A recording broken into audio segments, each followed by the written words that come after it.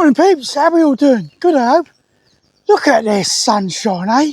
You can't beat it, can you? So I've done my lollipop duty this morning and I can't give up on this beautiful weather and not go out for a tag, can I? Yeah, it's got to be done. It's got to be done. So, what we're going to talk about today?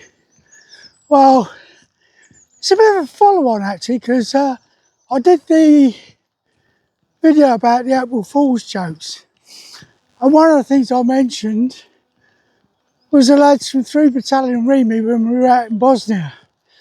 Yeah, and what they did to us. Gits. But ingenious, absolutely ingenious. So I'm going to talk to you about my posting at 3 Battalion REME. So I went from 3 engineers and got posted on promotion to Staff Sergeant, yeah, which was wonderful. Now, for those of you that don't know, in my day as a vehicle electrician, the ceiling rank for my trade was Staff Sergeant. You couldn't go any further. Yeah. Normally you got your Staff Sergeant at around about the 15, 16 year point. So I got posted into 3 Battalion REME, which some of you may know as being the old 4 Armoured workshops in Detmold. So, duly tipped up at Hobart Barracks. Yeah, went in there. My electrical section, again, quite extensive. I think I had about 7 electricians at the time. 4 of those being women. And it was the first time that I'd come across having to work with women directly as such. It was a new thing in the British Army. They were starting to put the women which were in the old Women's Royal Army Corps, yeah, into the mainstream army, and they weren't put into combat roles or anything like that. It was mainly administrative and support. So the RLC, the REME, all of these started to get an influx of women. Now, prior to me going to 3 Battalion, I'd actually been to a seminar down in Wilton, and it was all to do with equality and such. And I'll never forget, this brigadier was stood there and he was going on about the fact that, you know, women were now going to come in and the way that we should accommodate them. But they were always on about the fact that they had to be treated the same as the blokes. Well, that didn't really happen, did it? Yeah, because as I pointed out on the seminar, what am I supposed to do if I'm giving one of the women soldiers a bit of a bollocking, and what I don't know is the wrong time of month?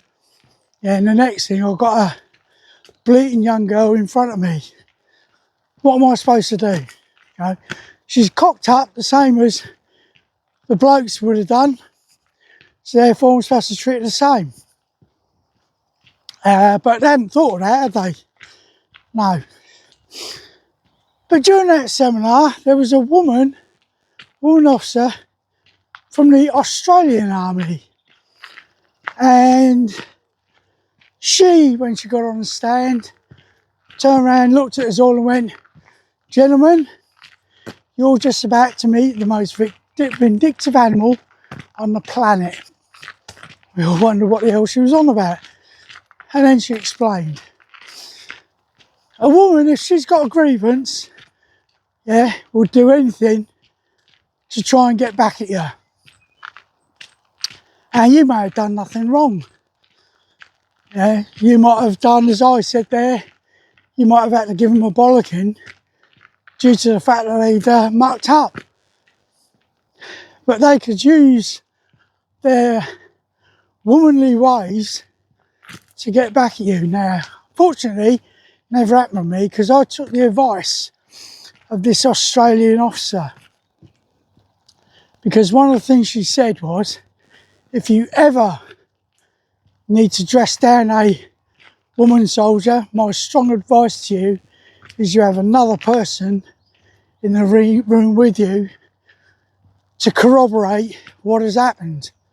Now, unfortunately, I didn't need to do that.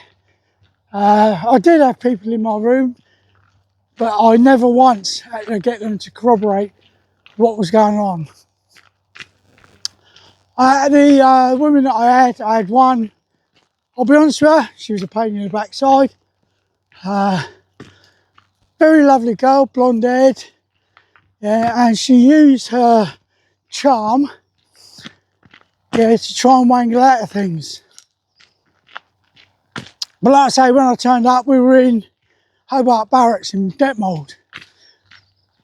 But within a few months, we were closing Detmold down, and 3 Battalion moved to Barker Barracks in Paderborn. In fact, we moved into what was the old 57 station workshops in Paderborn in Barker Barracks. But we're still, as married people, we were still being housed in a married quarters accommodation in Detmold. So it was a bus trip every single day or a car ride to get into work. Now I actually used the buses, yeah, the coaches that were on, because they were great, those coaches. When you got on them, yeah, it had the old TV and the old VCR, and on one bus normally was being played Blackadder, and on the other bus was Men Behaving Badly. So you had some entertainment as you travelled down into Paderborn from Detmold. It was brilliant. I must admit, there was one day that I missed the coach. I was late. I'm never normally late. But I was late getting to the coach. So I was walking back to my married quarter, and I was going to drive in, yeah, because I'd missed. I wanted to make sure I wasn't late actually getting into work itself. And as I'm walking back to my quarter, I met up with a QM of 3 Battalion REME, bloke called Major Brian Smythe. And he said to me, "Where are you going, stuff?" So I missed the bus, so I've got to go and get me car and drive in. I said, "Oh, I'll take you in." Well, I thought he meant take me in by jumping in the car with him. He said, "I'll meet you in Hobart Barracks." So I was a bit concerned, you know. So I said, "Okay, sir." When I got into Hobart Barracks, there he is with a crash helmet. And I wondered what the hell was going on. I thought, I've never seen him ride a motorbike before. No, the motorbike wasn't for, the crash helmet wasn't for a motorbike. The crash helmet was for his microlight. What a buzz, what a ride into work. Yeah, we flew from the airfield at Hobart Barracks onto the sports field in Barker Barracks in Paderborn. Yeah, in his microlight. And it was an amazing ride into work. Absolutely fantastic. But Brian also used to do joy rides for people. All you had to do was turn up with a jerry can of fuel, yeah, when he was in flying out of Hobart, yeah, and he'd take you for a joy ride. My kids were always asking me if they could go and get a jerry can of fuel so they could go for a fly with Major Smythe. I don't know if Brian's still alive now, but if you are, sir, thank you very much. Yeah, if you ever see this, it's fantastic. So, 3 Battalion's role, yeah, we were split into what they called GS Company, General Support Company, and CS Company, Close Support Company. During my time with 3 Battalion, we carried out various exercises, one of them being the second exercise in Poland, Ulan Eagle 2. Yeah, so we had to deploy out to Poland to a place called Wksp. So we drove all the way through Germany as a convoy, and you can imagine it, can't you? We go along the Autobahn and we come to the crossing point, and it was a brand new built sort of complex there. Looks wonderful. It's just one thing. We got met by the Polish police to take us through to the training area at Wksp.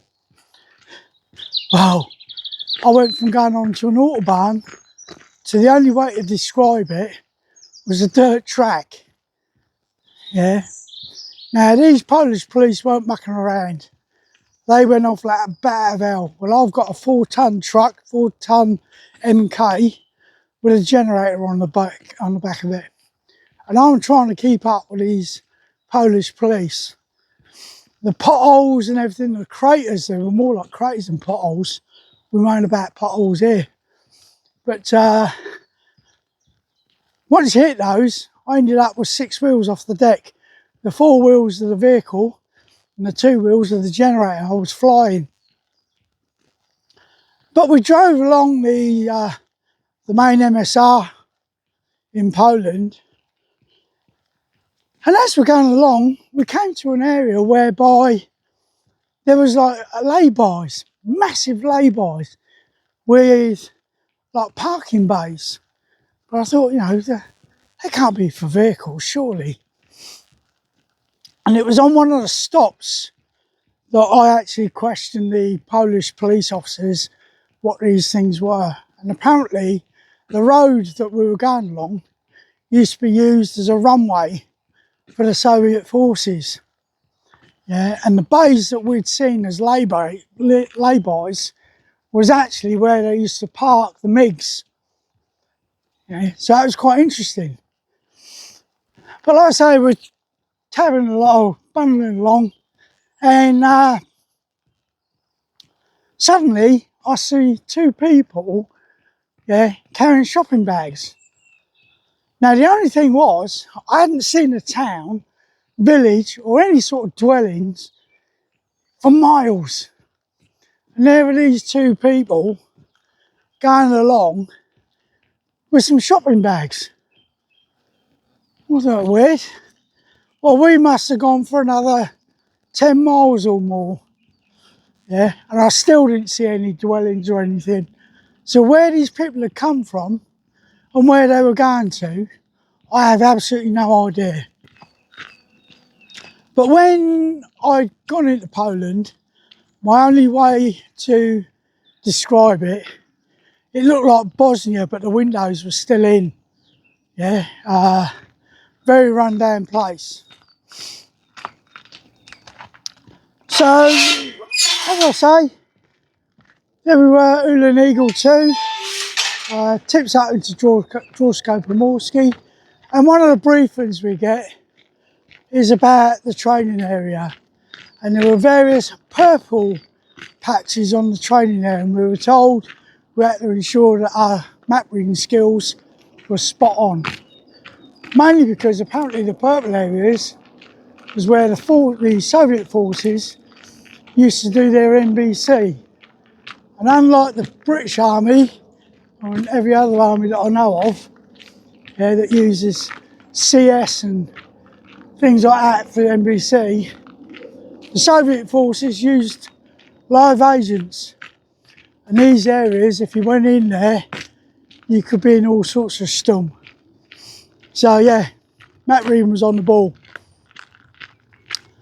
But with the battle group that we were out with, while we were out there, one of the problems we had was all of the batteries for the vehicles were boiling. Yeah, there was a huge issue. And the supply chain to get the electrolyte to fill into the new batteries was in short supply.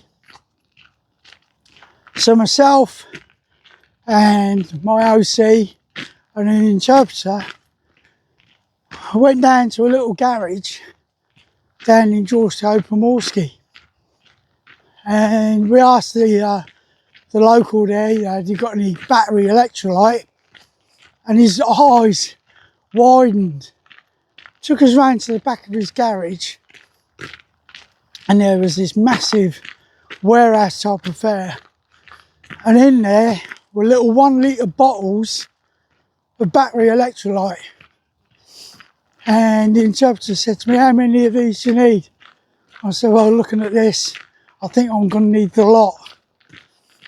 And you can see this Polish gadget, he's rubbing his hands. It probably taken him years to sell all this stuff that he got stored away. Yeah, and suddenly the British Army turns up and wants the lot.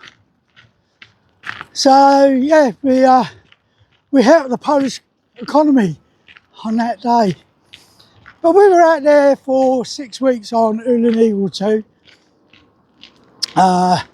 running around, you know, just doing the normal battle group drills that we would have done either out on Saltau or out on Battalion in Canada. And it was a great time. It was a great time. So of course, when we came to come back, I'd noticed on my way in that there were Polish soldiers at various checkpoints with their little sort of wigwam tents that they were issued with. And when we came back, I noticed that they were still there. And again, I spoke to the Polish police, and apparently these guys have been there from the first day that the exercise had sort of started. So all the people on the advance party, the main battle group itself, but these guys have been left out on these checkpoints. And every now and again, someone will come out and resupply them with food. So these gadgets have been there probably around about 8-9 weeks. And I did feel sorry for them, I really did. But it was great time. So like I say, 3 Battalion REME split between what I say, General Support Company and Close Support Company. So if you know anything about the REME workshops, you know about the fact that TEL support the FRG 4 repair group, where they do all the pack lifts for the units, yeah, and pack repair. You know, you'd have a power pack section, so the pack would come out the tank or the APC. It would come back to the FRG. They would then do all the repairs, and that, in them days, it was repairs. It was a case of the engine would be stripped down. If a piston needed changing, that would get changed. Piston rings, everything. It was always repair by repair. Whereas as I got towards the end of my career, it was a case of repair by replacement. So part of 3 Battalion REME ended up being deployed out to Bosnia under the United Nations on Grapple 7. Yeah, I'd already been to Bosnia and never thought I would be going with 3 Battalion because it wasn't long since I'd been out there before, and it was supposed to be a case of you're supposed to have had sort of 2 years between deployments. But we deployed under the United Nations banner to Bosnia, and we became what they called ES Company. So it was a mixture of both GS and CS companies from 3 Battalion REME. We became ES Company, yeah, to go out to Bos. And the guys were split between the Konchar factory in Split in Croatia and various other outposts in Bosnia itself. Now myself as a staff sergeant electrician, my role, I was primarily based in Split, but I was forever going up country. And those guys that have been to Bosnia, especially in the winter, will know how treacherous the roads are out there, especially Route Triangle. So we had Vitesse, Grad, Banja Luka. We had people out in Sarajevo, and on one occasion I had to go out and take over from the Tiffy. Now, for those of you that don't know what a Tiffy is, there's two ways of becoming a staff sergeant in the REME. You can do the fast track route, and what it is, you join the army, you do a couple of years, you go on what they call a Tiffy selection, and they fast track you. So you can go from being like a lance corporal to a staff sergeant in the space of about 2 years. And myself as an artisan, and all our other artisans will tell you, we used to say Tiffies, what it is, they send them back to the trade school to get their ONC and HNC in engineering, so they have their brain removed and a cassette fitted. Because one thing about a Tiffy is he's thinking about climbing the ladder to get to Warrant Officer Class 1, which is an ASM.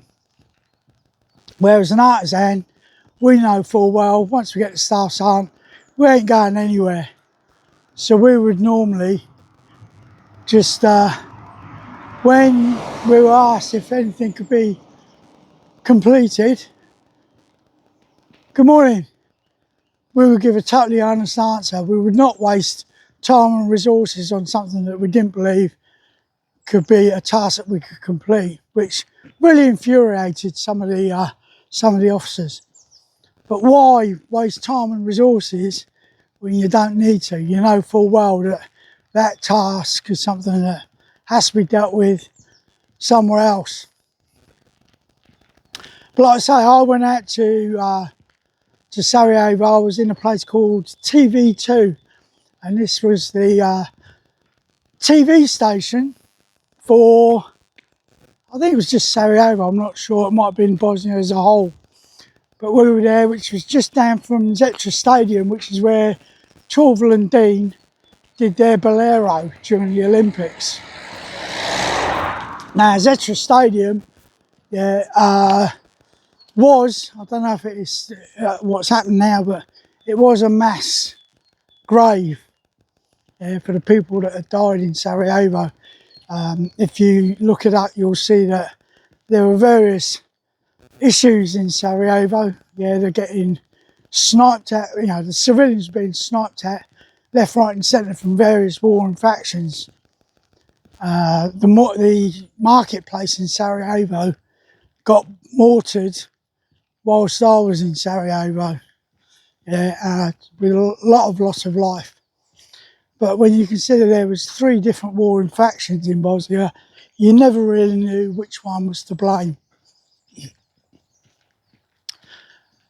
But funnily enough, I didn't realise at the time, but my good mate Lionel, who I was best man at his wedding just a few years ago, was actually stationed in TV2 as well. But I didn't meet Lionel until he started working with me at Metal of Toledo. And it's just by discussing things with him that we found out we'd been in the same building at the same time, but had never met one another. Lionel had been with 3 Royal Horse Artillery, and they were doing surveillance and mortar locating. Yeah, look at this car that's going by. Look at that, awesome. But like I say, we were in TV2 together. Now Keith's just done a video on drugs in the army, and one of the things with Bosnia, as he said, he got stopped to do what I call a compulsory drugs test, CDT. Now, while I was in Sarajevo, I had the drugs team turn up, and surely enough, you know, my name got pulled out of the, you know, compulsory drugs test. I had nothing to worry about. I don't do drugs. Yeah, even now I don't even do alcohol. I used to drink then, but I don't do drugs. I don't see the sense in it, to be perfectly honest. But again, that's my opinion. In my idea is if you want to get a buzz, go and jump out of a plane at 12,000 feet. It's legal, it's safe. Yeah, but that's my opinion on drugs. But the drugs team came out and the bloke said to me, right, you know, we need to go out and get a pee sample. So I said to him, right, you got your flak jacket and your tin helmet? He looked at me strangely. I said, you need your flak jacket and your tin helmet. Why would I need that? I said, because the buggers across the road take pot shots at us while we go out to the loo. Because we had these little sort of portaloos outside the building. Yeah, it was the loos and the showers were outside. I'll never forget, I was sat in the loo one night. Suddenly I heard the report from a rifle and a hole appeared in the top of the toilet. Well, I must admit, I finished my pee very quickly. Yeah, and got out of there. But it was one of the dilemmas of Bosnia. So, down in Split, when I went back to there, I used to sort of travel around quite a bit, to be honest. But I went back to Split one day and I got told by the OC that we got General Jackson's Range Rover turn up. Now by this time, we've moved from being United Nations to what they called I4, an implementation force.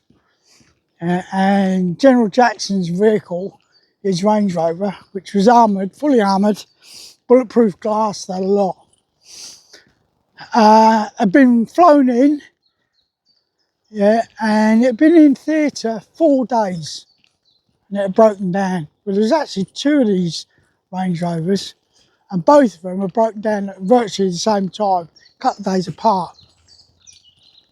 And of course, the next thing was, it was a case of we had to try and repair them. Now, the problem was, we didn't have any spares, we didn't have any technical data, no what they call EMAs, which are sort of Haynes manuals.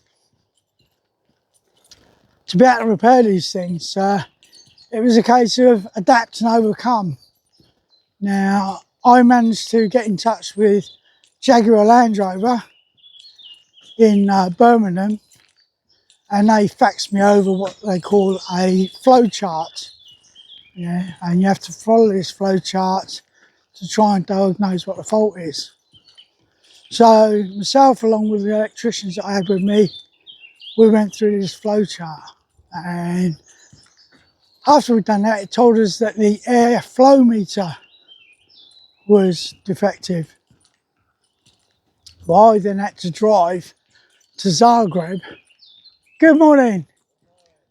I had to drive to Zagreb to the nearest Rover dealership to try and get an airflow meter. And it took me 6 hours to get to Zagreb. So, gets my flow meter, drives all the way back to Split, fits it, same fault. Oh, Christ, you know what's going on. Yeah, so eventually from Jaguar Land Rover I managed to get a proper wiring diagram. And by looking at the wiring diagram, we determined that the pin that they put on their flow chart for us to check for a supply on was never going to have a supply. Yeah, the actual flow chart was incorrect. They eventually sent out an engineer from Birmingham, a bloke called John Edwards. Never forget John, young lad. He nearly cried when he saw the vehicles because when they left him, he had to put them back in the spray booth because there was a little mark. Yeah, of course, by the time the lads have had them in theatre for 4 days, they got all sorts of scrapes and kinks and everything on them. Yeah, but he turned up and it was determined it wasn't anything to do with the airflow meter. What it was a dodgy batch of fuel pumps that had been fitted. So we then got those dispatched from Birmingham, and I then had to take the Range Rover back to General Jackson in Sarajevo. Now at the time, there was a person, Colonel Matthews his name was, he was Commander of Equipment Support. And he said to me, okay staff, if I go in my Land Rover, you follow behind. He said, then we'll work our way through to Sarajevo, which we duly did. We had an incident on the way whereby the Colonel's Land Rover ran into a civilian car that came out of nowhere. And it was spun, put in a ditch. The driver didn't have a seatbelt on, he did, but the windscreen. So we duly stopped, just to go and treat him. A couple of lads went and gave him first aid. But I noticed that there was a little house across the road, and there was a load of Bosnians sat there with AK-47s. And I was a bit concerned because they looked a bit irate. So next thing I know, they're walking over towards us. I told my co-driver to get everyone's weapon, and I wanted everyone stood back to back, with the rifles ready, just in case things kicked off. As it was, by this time the police have turned up and they've calmed the situation down. And apparently the guys at the house, looked like a little cafe, they thought we were going to take this bloke off into the woods and get rid of him. They didn't realise. Because one of the things with Bosnia, you never knew what the hell was going on. So we then went through to Sarajevo, and the Colonel had said to me, I don't want you to try and bluff General Jackson. He doesn't like people that try and bluff him. So I said, fine. So when General Jackson asked me if we could support the vehicles in theatre, I turned around and said no. And I watched Colonel Matthews' face. And General Jackson said to me, explain. So I explained to him, and I said to him, if your vehicle broke down at home, sir, what would you do after 4 days? He said, I'd take it back to the garage. I said, it's the only thing I can suggest we do with this. And as it turned out, because the Colonel was quite surprised, the General took my advice, sent these things back to the UK to be properly sorted out. But Bosnia was a bit of a traumatic time for me. I went to various places around the theatre. I was involved in taking over Sipovo with Major Dave Cowan, who I mentioned on the April Fool's video. And we had to go and take over the complex there.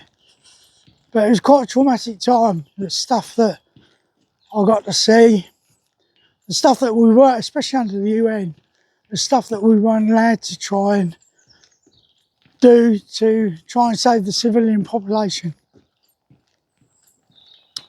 So came back from Bosnia and spent a couple of years there. There's a couple of blokes that I'll never forget. One of them being a bloke called Preston.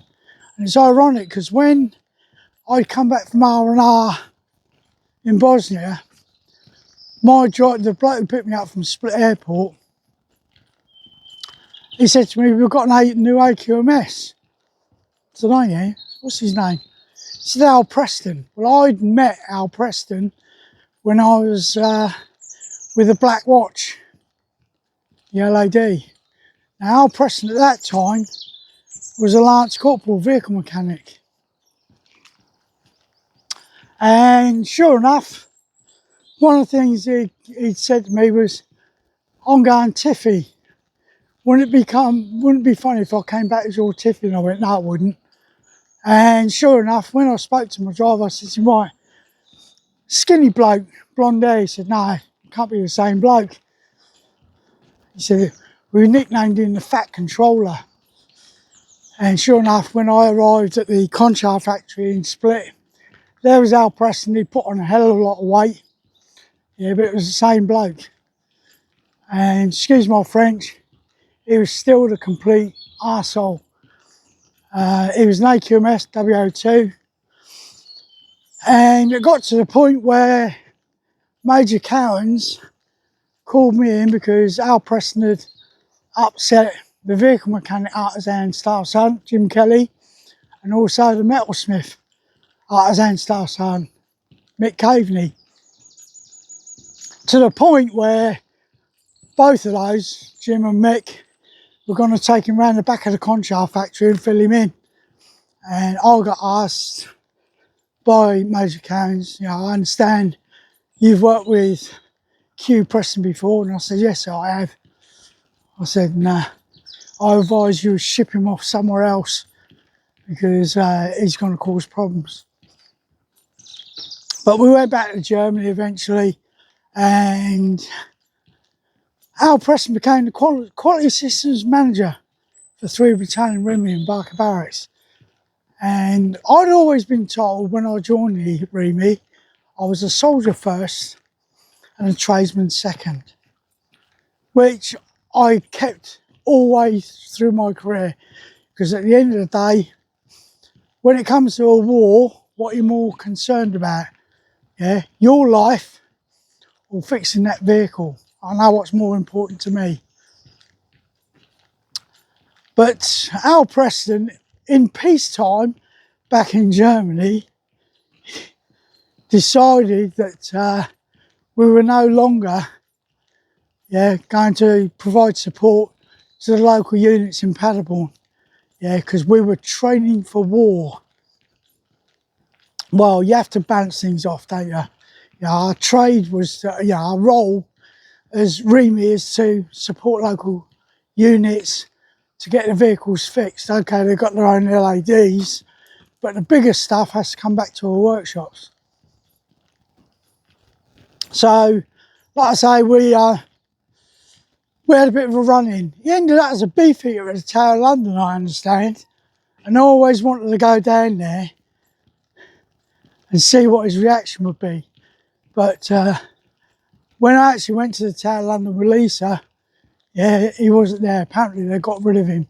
And from speaking with the other beefeaters down there, he caused a few issues as a beefeater with his attitude. So, that was my time with 3 Battalion REME. Yeah, they were the Army's football champions for many a year. Yeah, great lads.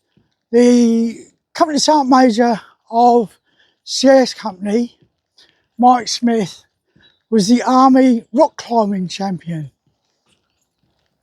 And we also, as 3 Battalion REME, were the BAOR golf champions. Yeah, because we had told that we could do it. So, that's 3 Battalion REME. I've tabbed all the way down to Swithy Res, and not realised I've been going on for a while. So, I'm going to cut this off now. For anyone that's new to my channel, please consider subscribing. We're just trying to make channels grow. Myself and Keith, old Let's Tab 59, great friend of mine.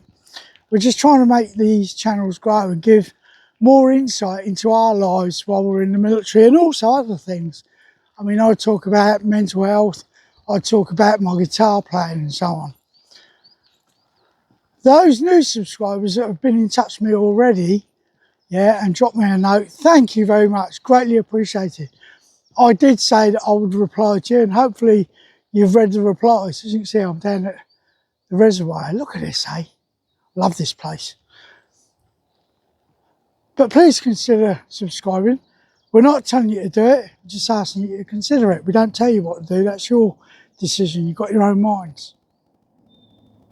To my mate Keith, if you watch this, mate, I heard that you're going to the Arboretum. Let us know when you're going, mate, because it's not far from me. And we'll meet up and get over at the Arboretum, if we don't meet up beforehand. But to all of you out there, if you get the chance, get out in this wonderful weather. Yeah, it's absolutely beautiful, especially out here in Leicestershire. Yeah, so all of you, have a great day, take care, stay safe, and as we always say, let's tab.